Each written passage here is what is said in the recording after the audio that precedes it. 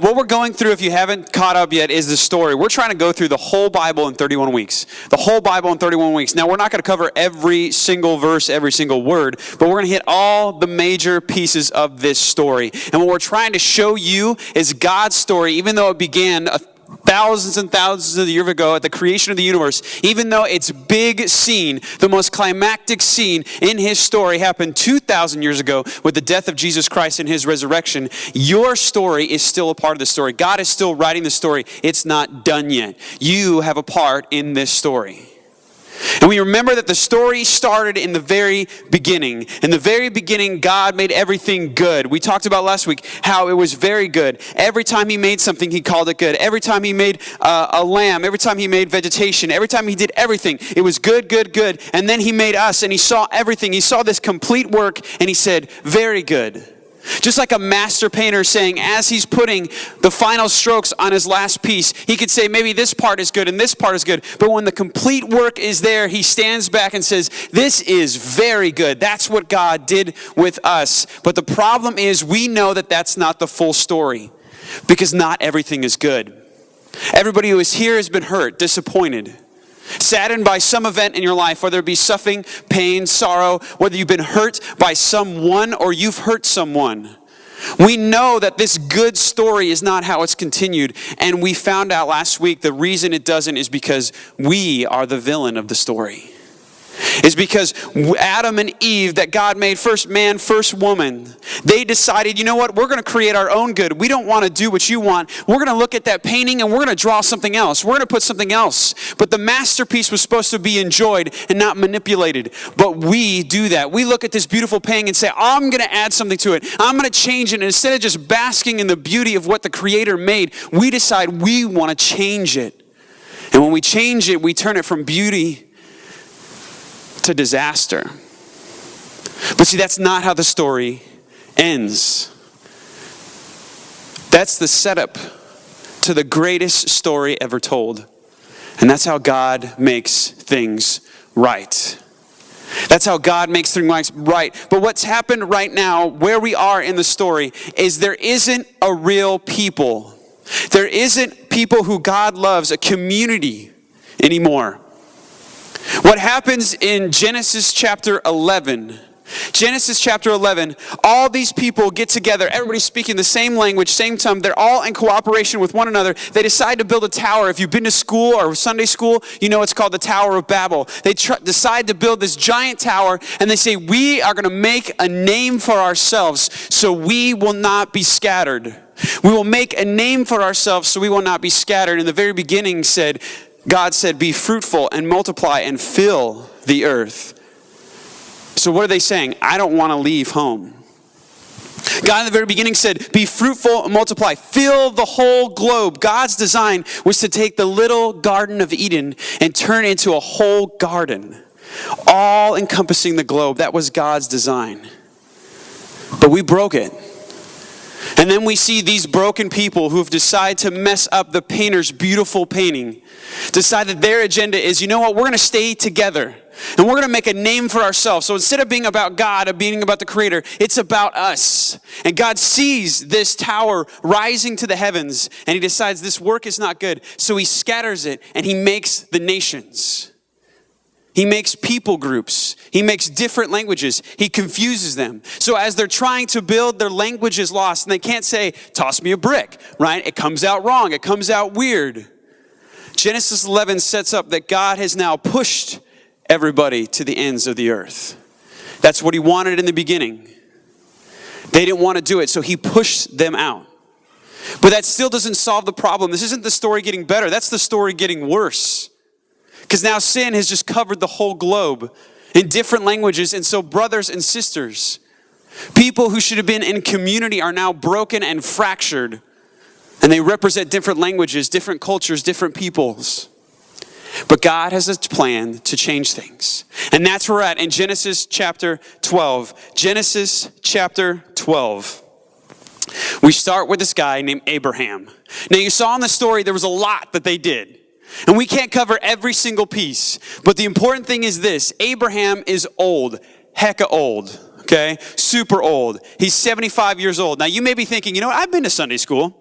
I remember that people in the Bible live to be like 900 years old. So really, 75 more translates like 17, right? He's probably going through puberty at 90. That's not the case at this point in the Bible, okay? God has fixed the amount of time that they live, not beyond 120 years. That's what God has done. So Abraham being 75 is just like you being 75. So God goes to the 75-year-old whose wife is 65. So they're old bones. They do not have children. And God says, I need to make a people because now they're scattered and the globe is confused and they're all speaking different languages and worshiping their own gods and they're not acknowledging me. So God says, I'm going to make a people that's going to shine so bright that all the nations will see it and run to the God that they worship. That's his plan. But think about it for a moment. If you had to start something, if you had to start a nation, if you had to start something, you need somebody to be, for lack of a better term, fertile. You're going to choose like a young newlywed couple, right? In their 20s. Those are the people who can have a ton of children. You don't go into the senior citizen home and think, all right, I need to start a nation. Grandpa, get up here. Right? You don't think that. He's in Depends. He's not going to be changing diapers. Right? The dude is old. But God changes things up. Because this is how God works. God is trying to communicate something very important to this story. And what we're going to go through is the most important pieces of the story. But the first part that is important is that when God moves, it doesn't matter what he uses. Because God's going to build a nation, so he's going to choose to use somebody old. It says that Sarai, who's going to become Sarah later, was barren. It means probably that she's infertile. She can't have kids. Not only is she old, but she hasn't had kids in her 20s, her 30s, her 40s, her 50s, and she's definitely not going to have them in her 60s. She can't have babies. God chooses the most inadequate people really on the planet to start a nation. If you looked at it, you would say, terrible plan. But God also chooses something else. And if you have a Bible, Joshua 24, it's going to be on the screen.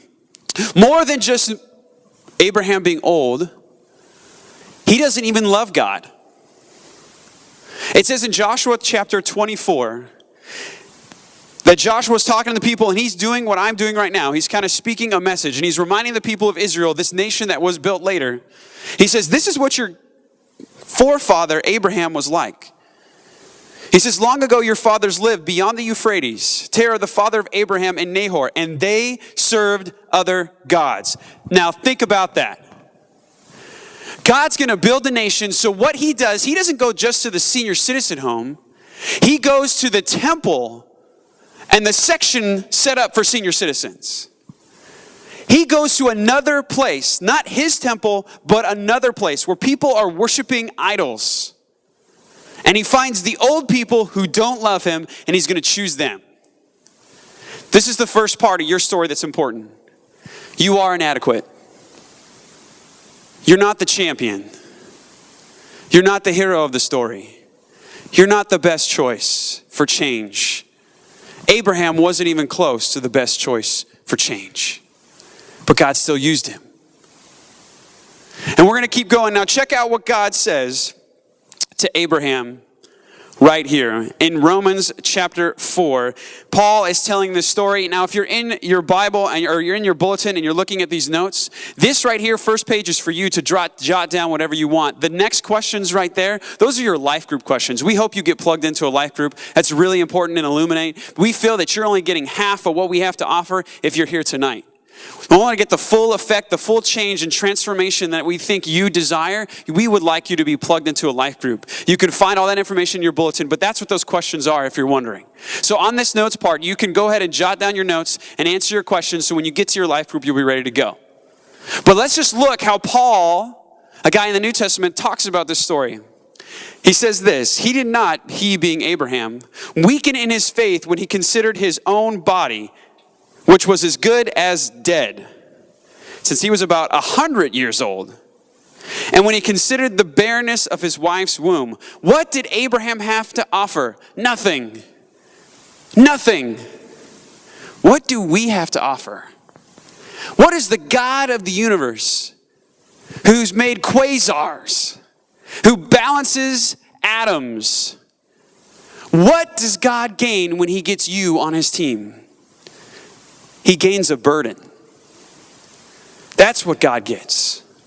God just doesn't get assistance or aid. He does not need us, but he wants to involve us. And so he picks Abraham to show how strong he is. And this is what he says to Abraham. He lands in, comes down in a mighty way, and he says this to Abraham in Genesis chapter 12. He says, go from your country, from your kindred. You leave your father's house to a land that I will show you. And I will make you a great nation, and I will bless you, and I will make your name great so that you will be a blessing. I will bless those who bless you, and he who dishonors you, I will curse. And in you, all the families of the earth will be blessed. A 75-year-old man gets a meeting with the divine creator of the universe, and he steps down to tell him, I'm going to change the world through you. I'm going to change the world through you. And this 75-year-old man now has a new mission.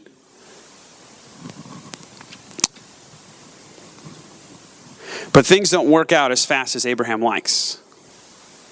Abraham leaves everything that he had.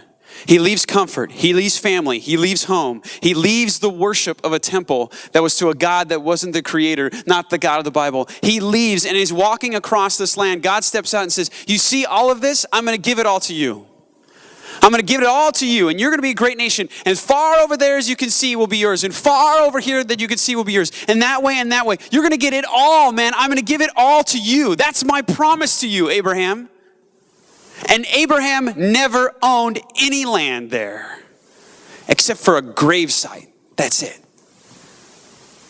And Abraham had to wait and wait and wait. At 75, he didn't have time to wait.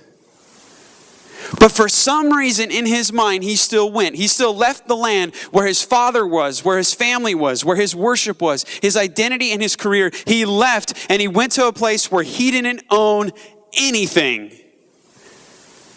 You see, because something about the will of God is this. The will of God is obeyed forward and understood backwards. It's obeyed forward and understood backwards. Now, what does that mean? God does not explain everything before he asks you to go. Abraham didn't realize at 75 when he got the promise of the child that he wouldn't get that child till 99.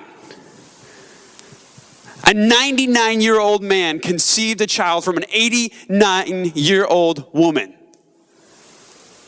If God would have explained all that at the very beginning, I want you to go, you see, and then about 24 years later, I'll give you a child. And I want you to go to a land that I'm promising to you, but you're only going to own a tomb there. He probably wouldn't have gone, but this is what God calls us to do. God calls you to obey forward and understand backwards. That's how your life is. He calls you to jump, not thinking if you have a parachute. He says, go. And once you go, you will find this, I promise, because the story as it unfolds, you will see he does understand backwards. He does at the end of his life look back and see everything that God has done. But he didn't have the full picture until he obeyed. You might have some reservation about being a Christian. You might feel that you don't have all the answers. That if you've gone through some pain, you've gone through some suffering, some disappointment, and you're waiting to obey, to move forward until you understand. It will not happen. It didn't happen for Abraham. It hasn't happened for me, and it will not happen for you. That's not the story. That's not how it unfolds. But Abraham steps forward, and he goes. He lives in a land that he doesn't own anything. And then Genesis chapter 14, his brother-in-law gets captive, taken away by these bandits and these kings and these armies. And Abraham decides, I'm going to get some of my boys. We're going to roll up to this hood, shoot a little bullets. No, he didn't have bullets back then. But he's going to roll up to this hood. He's going to get his boy back. And he does. And God delivers him. And he's super excited about it. And so all the spoils that he has, he's like, sweet, awesome. I'm going to tithe. He finds a priest and he gives the money away. An act of worship. That's awesome. You think of this mighty victory that he just had. He just got delivered. He took 300 men about, came in and beat up these kings, took his family back.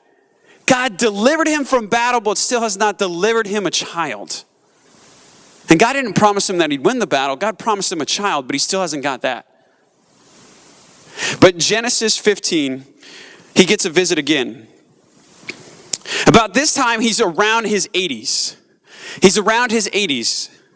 So this is about 10 years later he's been waiting. 80s. His wife is now 75. 75. My grandma is 90-something, okay? I know I remember my grandparents in their 70s, right? I remember them. I never thought one moment that I'd be saying, hey, so glad you're having a baby. Let's have a baby shower, right? Grandma never got a baby shower at 75. So he's starting to lose faith. But God steps him out, and just like he did in that painting, says, I want you to look. You see all these stars? Dude, that's how many children I'm giving you. Your family's going to be that big. You can't even count them. And Abraham just sits there and thinks, I have nothing. But the most important part of the story of the entire Bible is right here. What happens with Abraham when he gets this awesome message from God that his descendants will be like the stars in the sky. This is Genesis chapter 15. This is the most important. If you're sleeping or you're nodding off or you're texting on your phone, this is the most important part of the entire story of the Bible. Right here, Genesis chapter 15. This is what it says. It says, after these things, the word of the Lord came to Abram. In a vision, fear not, Abram. I am your shield. Think about it. He just got delivered from battle. Which if I was Abram, I'd be like, cool. Thank you for being my shield, but where's my baby? Right? Where's my lineage? Where's it at? Where's the blessing of being a nation? Thank you for delivering from battle, but where's my kid? It says, I'm your shield. Your reward shall be very great. But Abraham said, and look at it, he's thinking the same thing that I'm thinking. Oh Lord, what will you give me? For I continue to be childless. 10 years you made me a promise. What if I ran up to you or to my kids? My daughter is 4, my son is 2. I say, we're going to go to Disneyland. They're going to be like, yes, when you're 14. What? Right? I can't get them to understand weeks. We're going to Disneyland next week. I want to go now. They freak out. They have no patience. This 75-year-old man has been waiting for 10 years from a promise not from a father, but his heavenly Father. And he still hasn't cashed in on it. It says, oh Lord, what will you give me? For I continue to be childless, and my heir of my house is Eleazar of Damascus, meaning one of my servants is going to take over. Is that your plan, God? Is that what you really wanted? And Abraham said, behold, you have given me no offspring. And a member of my household will be my heir. And behold, the word of the Lord came to him, this man shall not be your heir. Your very own son shall be your heir. And he brought him outside and said, look toward the heavens, the number of the stars, if you are able to number them. Then he said, so shall your offspring be. And he believed the Lord, and he counted it to him as righteousness. He believed, and it counted to him as righteousness. If Abraham has nothing to offer, he's not fertile, his wife's not fertile. He's old. It says his body is basically dead when it comes to childbearing. He has nothing to offer. He's not even a worshiper of God.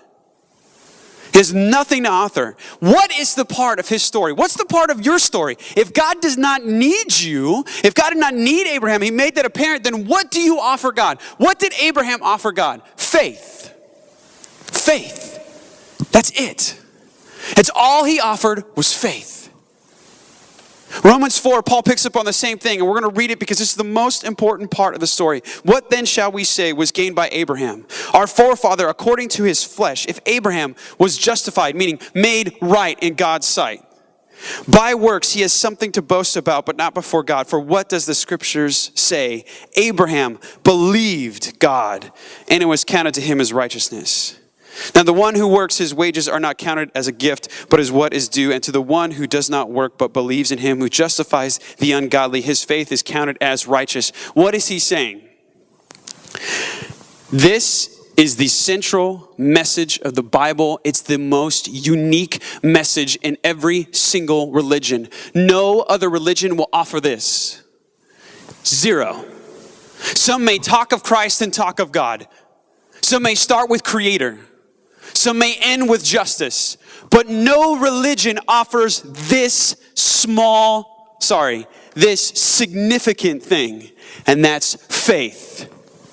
Faith is how we get right with God, not works. The biggest difference between Christianity and every single major religion, you name it, it's true. They're all works righteousness. This is faith righteousness. What's the difference? Those two big terms. Think about you being at a diner, right? Some of you hopefully were good kids and you took your mothers out to a dinner, right? Or sorry, not dinner would be now. But if you took your mother out to a lunch, say you're sitting there. Works righteousness is this. You got a paycheck for working the hours you did at Costco. You take mom out, you pay the bill. That's works righteousness. How did you credit your account? How did you solve that bill? You worked for it and you paid the money. Faith righteousness is different. It's you go out to dinner with nothing to offer. This thing has nothing in it. Well, this thing does have nothing in it. But you come to the table with nothing to offer. But it's Jesus Christ who's taking you out to dinner. He's taking you out to lunch. And you go knowing this dude's going to pay. Because he's got money. So why do you go? Why do you enjoy? You enjoy because you know he has the money to foot the bill. That's what Christianity offers.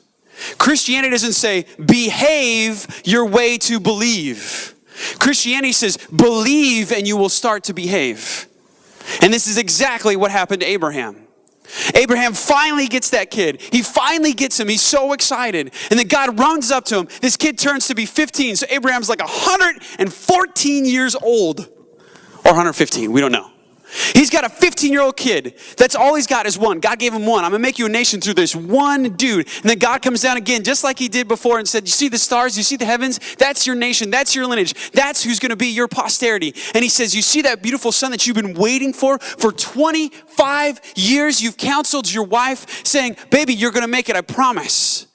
Baby, I know that you haven't had somebody. I know you haven't had a child. I know you've seen all these little babies growing up. You've held your family members, but you haven't held your own flesh and blood.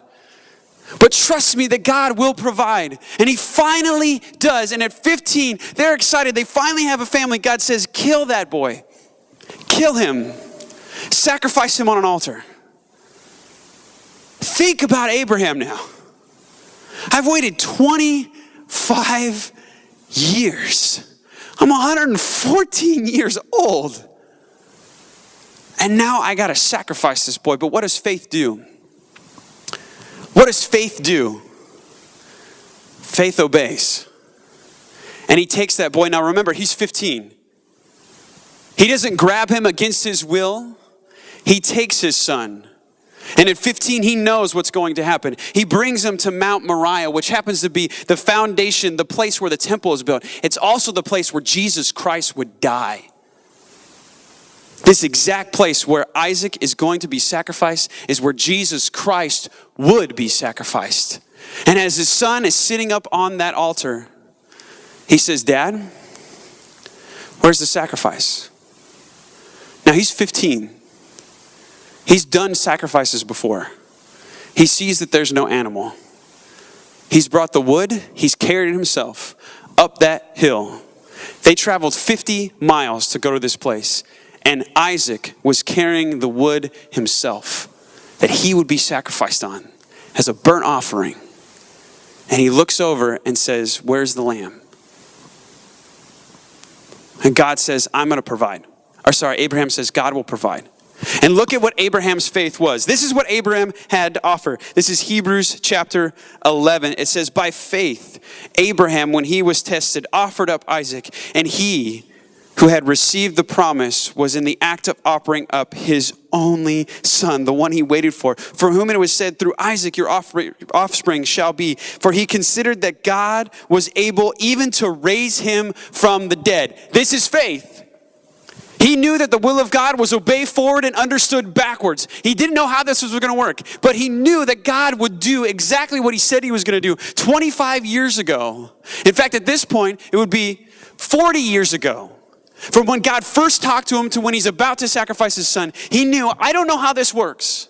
And it may seem contradictory. And the things that God asks of you also may seem contradictory. When he asks you to love your neighbor, to pray for your enemies, that doesn't make sense. But you still obey. When Noah had to build a boat, there wasn't water for miles. He had never seen rain, and he builds a boat. God's will is obeyed forward, understood backwards. And this man of faith says, I will sacrifice him. And James says this about this sacrifice. He's talking about Abraham, and he's trying to tell people that faith isn't just blind. Faith isn't just belief. Faith isn't just chance. It's not you just throw it up there. He says, this is what faith does.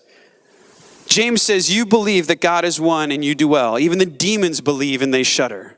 Believing in Jesus is not enough. Believing in God is not enough. Knowing he's there is not enough. Thinking that the story is real is not enough. Belief is not faith. Belief is not faith. Faith is trust. Faith is trust. Faith is, I will catch you so you jump. That's faith. That's faith. And that's the central part of what your story is a story of faith. James goes on and says, do you want to be shown, you foolish persons, that faith apart from works is useless? Was Abraham our father justified by works when he offered up his son Isaac on the altar? You see that faith was active along with his works. And faith was completed by his works. And the scripture was fulfilled that Abraham believed God and it was counted to him as righteousness. And he was called a friend of God. You see that a person is justified by works and not faith alone. What does this mean? This is the best analogy that I could think of.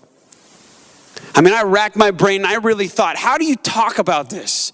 How do you help people realize that it's not works that make you right with God, it's faith. But this faith works. How do you piece that together for them? The best analogy I can think is this. And I don't know if this ever happened to you, but when you were a kid, did you ever have a performance? A kid, you were a performance, whether it be you were the tree in the musical, right? Or you were something else. And every kid does this. I know this. Every kid anticipates their parent in the pew or in the chair. There's a time before the performance ever starts and you look out from a curtain. And you want to see, is mom and dad there?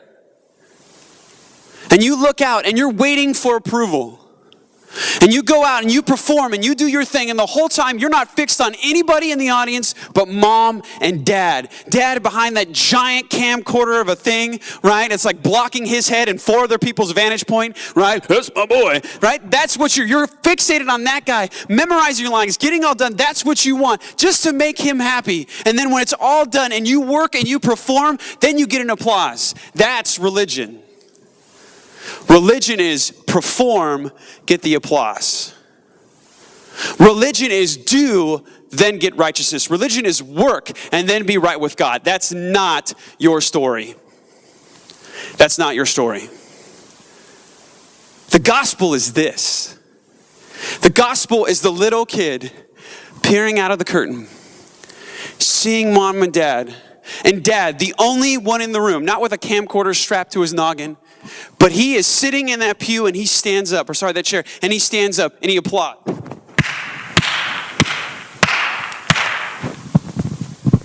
In Christianity, in the gospel, it's the only time you get the applause before the performance. You get acceptance before work. You get righteousness before deeds. It's the only thing, the only religion that provides that. And that's what God offers us. God is not waiting for you to behave. But God comes to the performance and he looks and he sees. And he sees me. He sees Paul Crandall before I've done anything good and only when I've done everything bad. And he says, I love you. I applaud you.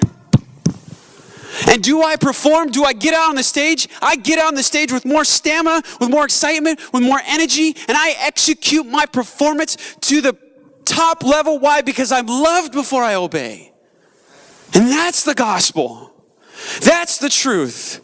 Because when that Father, your Heavenly Father who created you, who made you, when he sees you peering behind that curtain, he doesn't see your faults, your failures. He sees Jesus Christ and his righteousness. He sees that when he died for you and came back to life, that is you. And so he applauds the beauty of that. And then you perform. This is Christianity, man. This is the story. This is your story. And what I hope you get is this. Don't come here thinking you have to behave and then believe. And then you belong. That's not how it happens. You believe. Just believe. Just believe. Don't wait to behave. Don't wait to be cleaned up. Don't wait to be right. Your Heavenly Father is waiting to applaud you before you ever perform. But will you do good works? 100% absolutely. If you call yourself a Christian and God has looked at you through that curtain and He's applauded you in Jesus Christ, I guarantee you charity and love will build in your heart and you'll want to perform. You'll want to get on the stage and just make that man proud who loved you so much.